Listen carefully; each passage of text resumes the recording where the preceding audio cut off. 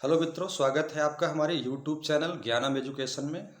आइए हम प्रारंभ करते हैं। आप मध्यकालीन भारतीय इतिहास से एक महत्वपूर्ण प्रश्न, एक महत्वपूर्ण बिंदु, एक महत्वपूर्ण विषय जिस पर चर्चा करेंगे, खास करके मुस्लिम कालीन कर व्यवस्था से।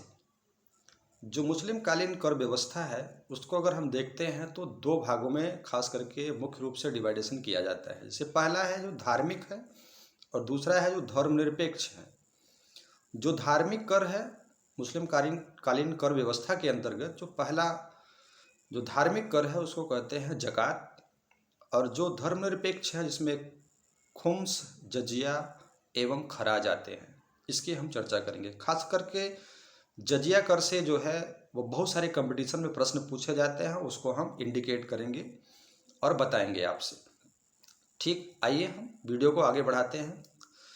सबसे पहला हमने बता दिया कि चार मुख्य रूप से जो कर व्यवस्था थी मुस्लिम कालीन भारतीय संदर्भ में, भारतीय इतिहास के संदर्भ में, उसकी हम चर्चा करेंगे। पहला है ज़कात। ज़कात क्या है? ये केवल मुसलमानों से वसूला जाता था, एक प्रकार से जो धार्मिक कर था, जो उसकी आय का 1/40 अंश या 2.5% वसूल किया जाता था। हालांकि आगे चलकर जहांगीर ने अपने शासन में आयात और निर्यात पर जो है इसे समाप्त कर दिया था। दूसरी कर व्यवस्था की बात करते हैं जिसे कहते हैं खुम्स। खुम्स क्या था? जो युद्ध से प्राप्त धनराशि होती थी, मध्यकालीन मुस्लिम काल में जो युद्ध से प्राप्त धनराशि होती थी उसे खुम्स कहा जाता था। खुम्स जो भी धन प्राप्त होता था उसमें 4/5 भाग सैनिकों को दे दिया जाता था और 1/5 भाग जो है वो राज्य के राजकोष में जाता था। तीसरे नंबर पर आता है खराज। खराज कृषि भूमि था और जो कृषि भूमि और उसके उत्पादन पर लगाया जाता था। गैर मुस्लिम किसानों से इस कर की वसूली की जाती थी।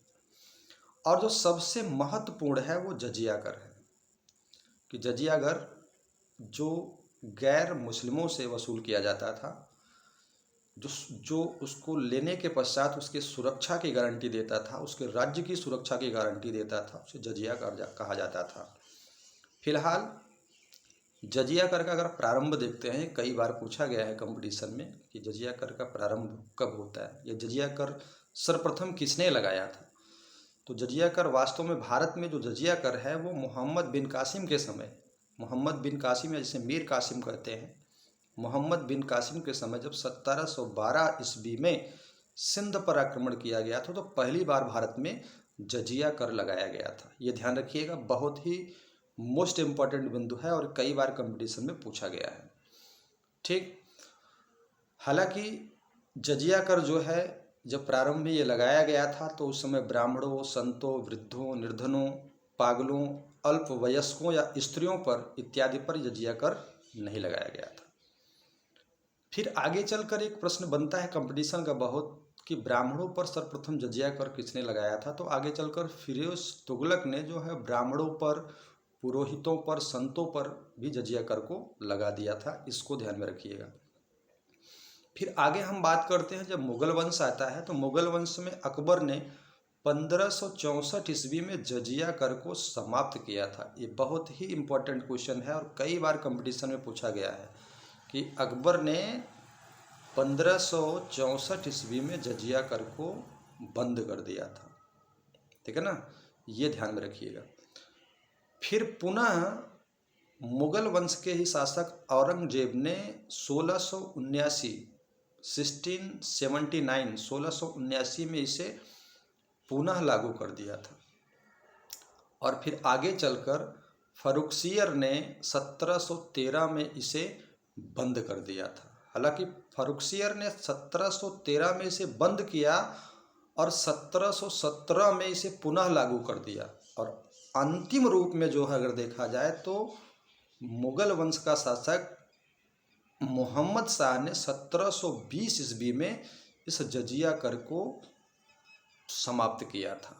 तो खास करके जजिया कर से जो है मुस्लिम कालीन कर प्रणाली में जजिया कर से कंपटीशन में बहुत सारे प्रश्न पूछे गए हैं, इसको आप ध्यान में रखिएगा।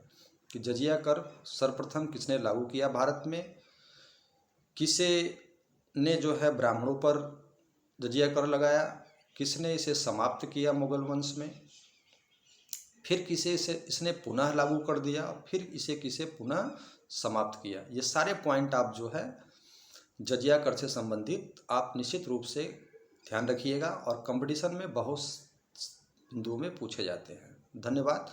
फिर हम किसी नए विषय वस्तु पर, किसी नए टॉपिक पर, किसी नए कंपटीशन के दृष्टिकोण से तमाम ऐसे बिंदुओं पर हम चर्चा करेंगे। धन्यवाद। हमारे इस YouTube चैनल को आप निरंतर देखते रहिएगा। प्रतियोगी परीक्षा की दृष्टि से आपको निश्चित है हमारे इस चैनल से जरूर लाभ मिलेगा। धन्यवाद।